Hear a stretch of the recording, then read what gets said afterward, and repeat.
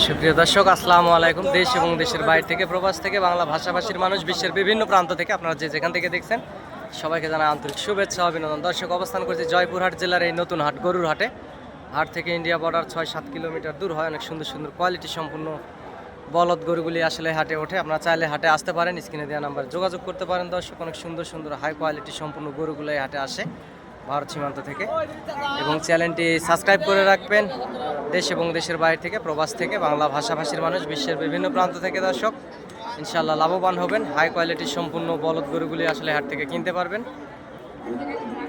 আগামী 25 কুরবানির টার্গেটে। এবং চ্যানেলটি সাবস্ক্রাইব করে রাখবেন।